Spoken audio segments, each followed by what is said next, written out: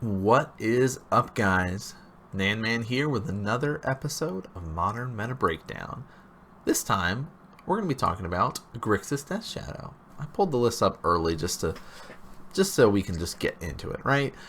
Death Shadow's been one that's been around for a while, just like Jund, just like Tron, just like some of these other lists, but it has kind of changed, and people have been trying to optimize it and find better ways to go about it.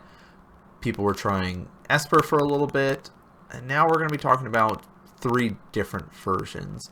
But really, you have to be playing Black, Red, X at this point. You have to be having those at least 2 colors because of the creatures that are in it, because of the spells that are available, that you need to have access to Trample is really the best way to put it. If you're not running Trample, then you shouldn't be playing Death Shadow. I found that out when I tried out the Esper list, and it felt pretty good up to a point. And then it was just like, I miss being able to just like OTK somebody with Temur Battle Rage. And so people have been adjusting, and it went away from Esper back to Mardu. Now we're at Grixis, Mardu, and Jund Shadow. So those will be the 3 that we'll be highlighting. We started with Grixis because it's the most consistent one that has not fallen out of favor, really. There's always been a Grixis Shadow because of the power of it, right? Let's talk about the creatures. Of course, highlighting Death Shadow. It's a 13/13 that gets -X, where X is your life total. So the objective of this deck is to kill yourself. Strip your life total away, fetching, shocking, right, thought seizing, any way you can to lose life to make it easier for you to be able to cast a really big Death Shadow. That's the objective. On the back of that, because you're running Grixis, you have access to blue, and you get all this counter magic. So you do have things like Gurmag Angler is another be able to have a threat in here. Snapcaster Mage, everybody knows Snapcaster. Hey, being able to cast spells from your graveyard seems really good. And then, of course, you've got Jace Vryn's Prodigy, another one of those. Cast spells from your graveyard. You get that loot ability. Works out really nice. Street Wraith, lose life, draw a card. Everybody knows it, right? So, spells-wise are similar to Jund in that regard of disruption, removal, and in the instance of the fact that we're on Grixis, drawing spells, countering spells. That's kind of where we're at, right? So that's our kind of a 4 plethora of spells. Disruption, Thoughtseize, Inquisition. Jund, you see kind of the numbers are often reversed. More Inquisitions, less Thoughtseize, but hey, we're trying to kill our own life, so why not run more Thoughtseize? Drawing spells, Thought Scour's in here. We've got our Mishra's Bauble in here. Some lists adjust, some run maybe a Serum here and there, stuff like that. It's kind of changed, ebb and flow. This list is running Opt, just kind of that speed of being able to draw cards. Then we've got kind of our counter spells. Stubborn Denial is in this one here. And then we've got, don't look at that. Don't look at the sideboard. Stubborn Denial, and then we've got our newest one. If I can click on it. Bam! Drown in the Loch. So, this is one of our blue and black. You get to choose one. You can either use it as a removal spell or as a counter spell. First set of text, counter target spell with converted mana cost equal to or less than the number of cards in that controller's graveyard. So, if you are playing a little bit more of a counter spell, Inquisition, Thoughtseize, Disruption, I'm going to strip away your cards, I'm going to counter your stuff, you have a way to be able to just say, well, you have a bunch of stuff in your graveyard. And it's modern, so you're probably fetching, so you do have cards in your graveyard anyway, so I can just counter something. But you can also just kill something outright. And with Urza and other stuff running around, being able to just kill an Urza seems pretty relevant right now. So, another reason to be running Grixis, you do have access to those counter magic. Dismember, again, kind of on that removal train. Fatal Push is in here. Drown Loch also kind of goes with that. Kolaghan's Command, another reason to be running red right now. The Artifact Hate is really good. Discard, return a creature. All of the modes are super relevant on this card. Lightning Bolt is in here, but really the main reason to run red, besides Kolaghan's Command, is Temur Battle Rage, which you'll see it across the board. That's the ability to be able to get double strike and trample. That kind of, hey, here's my big guy. I have a way to kill you now. That one turn kill potential is what makes this deck last and stick around. Sideboard is kind of a tiered side list of just kind of what is best at the time. I'm not going to spend as much time on the sideboards because there's 3 lists that we want to talk about. But because it's Grixis, you do get access to a lot of those counter spells that other lists are not going to be running. So Stainful Stroke is in here, more Kolaghan's Command. Stubborn Denial, which you notice there are not as many in the main board anymore. We're only running 3 this time around, so we can be able to put 1 in here because we do have that Dread on the Launch now. Some lists were running 4 at one point, but now that we have this flex removal / counter spell, seems really good. You could also kind of slow it up. Jace is in here as well. Royal Scions people are trying out. I like it because you're trying to also have access to like Gurmag Angler, but the other relevantness in this is the +1 to give a creature +2/+0 first strike and trample.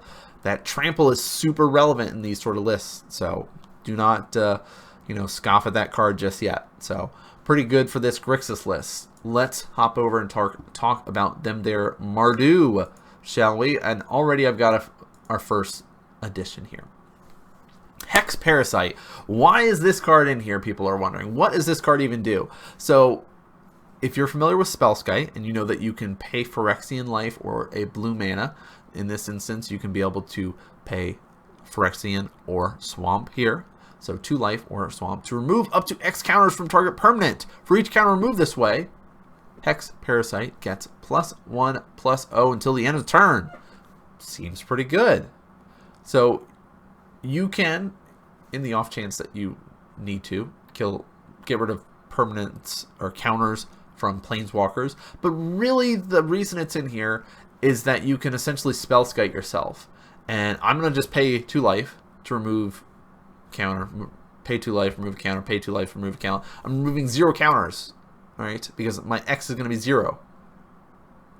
But I'm just paying 2 life, so I'm down to 1 life, and now my lovely Death Shadow is a 12/12. And I can come and get you. Hope that's okay. So that's why Hex Parasite is in here. We also have access to our Tidehollow Scholar, which, if you're familiar with any of the Death and Taxes lists, they used to run this in here. It's basically another way to disrupt your opponent. If you're playing against a lot of combo stuff, Mardu might be the way to go because you do get access to more disruption from the hand. You get to pick a non-land card from your opponent's hand and exile it until Tidehollow Scholar leaves the battlefield. So again, having more disruption is kind of one of those meta-dependent cards. Ranger, Captain of Eos. Another good reason if to want to run white is because you get this 3 mana, 3/3 creature that lets you be able to find your Death Shadow. Also lets you be able to get Hex Parasite as well because he costs 1. But lets you be able to search your library for a creature card when converted mana costs 1 or less, and you get to add it to your hand. You can also sacrifice our Ranger, and your opponent can't cast non-creature spells this turn. So you can be like, well, I know I have Temur Battle Rage, and I want to be able to kill you. So I'm going to sack my Ranger, and now you cannot cast any non-creature spells. Hope you have enough to block my 12/12 trampling double-striked creature. No? Okay, you're dead. So Ranger really relevant. Having the ability to search and tutor up your Death Shadow, really important. You don't need it as much in the Grixis list because you have access to those counter spells, more draw spells, and you can kind of get there. The other thing that some lists are running, Unearth, is now getting into the mix, which kind of being able to bring a creature back seems pretty good. Return target creature card with a converted mana cost 3 or less from your graveyard to the battlefield. So hey, pretty much all the creatures in here except for Gurmag Angler cost 3 or less. So that is part of the reasons why we're running less Gurmag Anglers. We only got 1 in this list. Everything else is going to be costing 1, 2, or 3. Street Wraith doesn't count. That's just a draw spell. Ignore that. So, Unearth in here. You can also cycle it if you really need to. Again, we're at that Thoughtseize, Inquisition. This deck is all about disruption, though, right? 7 1-cost disruption spells, plus we've got Tidehollow Scholar. Again, the reason to run red, Temur Battle Rage, Kolaghan's Command. Those are the reasons to run red right now. We've also got Angrath's Rampage. It's a really sweet addition of that kind of utility cards. Sack an artifact, sack a creature, or sack a planeswalker. You pick one of those, and your opponent has to do one of those. So that flexibility is actually really, really relevant here, especially when you're picking off and choosing what you're killing, and then being able to just be like, all right, you have 1 creature left. Hope you don't want that. Reason to want to run white or Mardu, Path to Exile. That's a great card. Being able to just get out of here seems pretty relevant. The rest of the list looks pretty stock. Again, you get access to white, so you get things like Gideon to be able to come into your board. Kaya's in your board as well. More Path to Exiles. Got the Wear and Tear in here. So, like, you do get access. Ashiok, she's going to start showing up all over the place, guys. Keep your eyes open. So, you kind of have to decide, do I want more disruption? Do I want the ability to tutor for my creatures? Yes or no? If you want that, then going the Mardu route might be for you. And if you're like, well, is there any more tutoring that I can do? I want more than just my Ranger. Let's talk about the Jund list. All right. Looking pretty similar.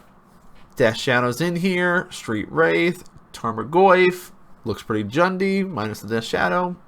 Liliana the Veil's even in here, so looking pretty normal.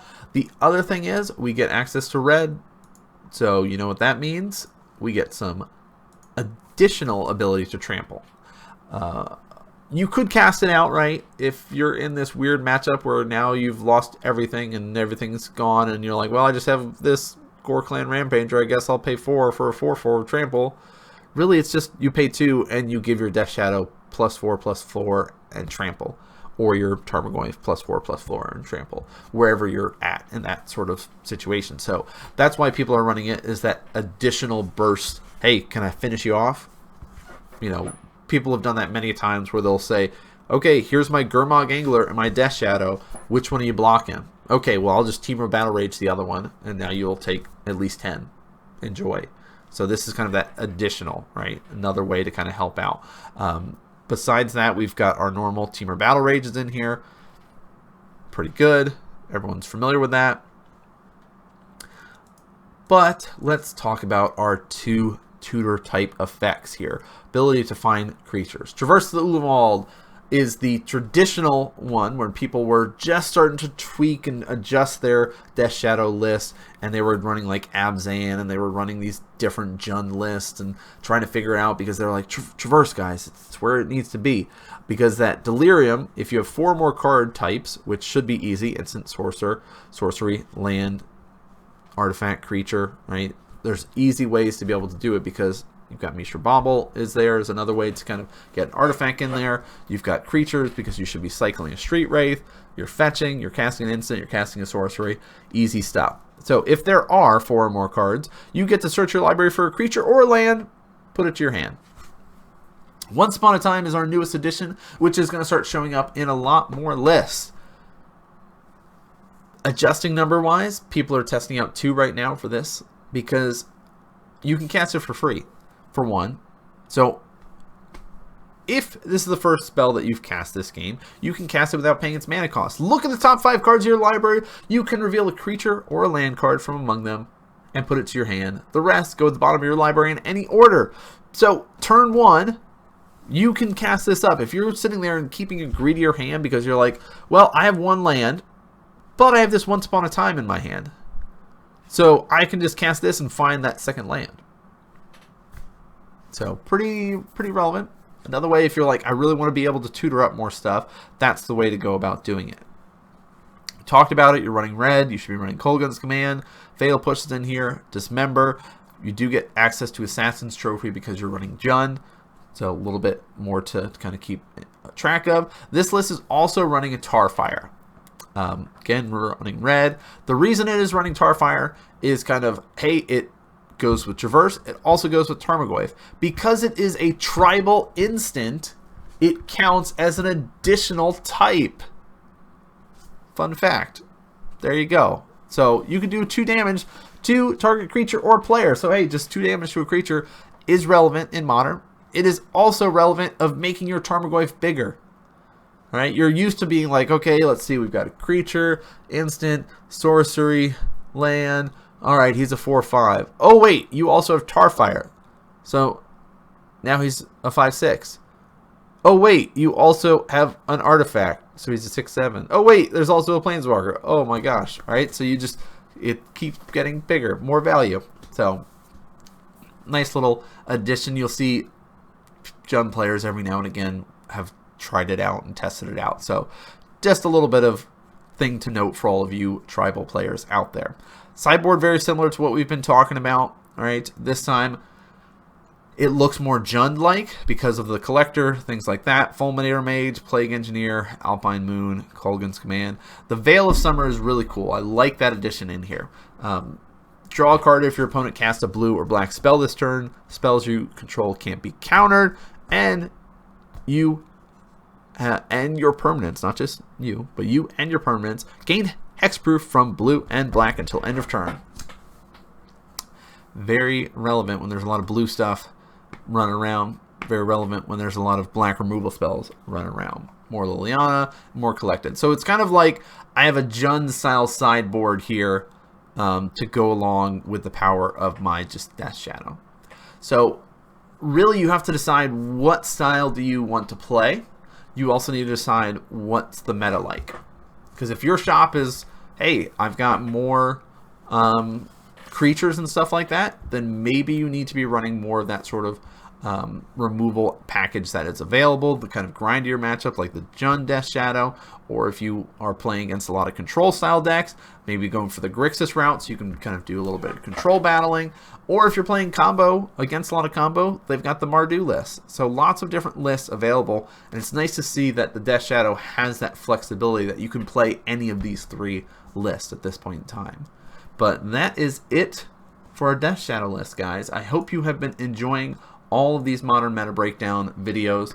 Let me know if there's specific decks that you'd like me to talk about. I've been highlighting a lot of different ones that have been popping up in the meta lately.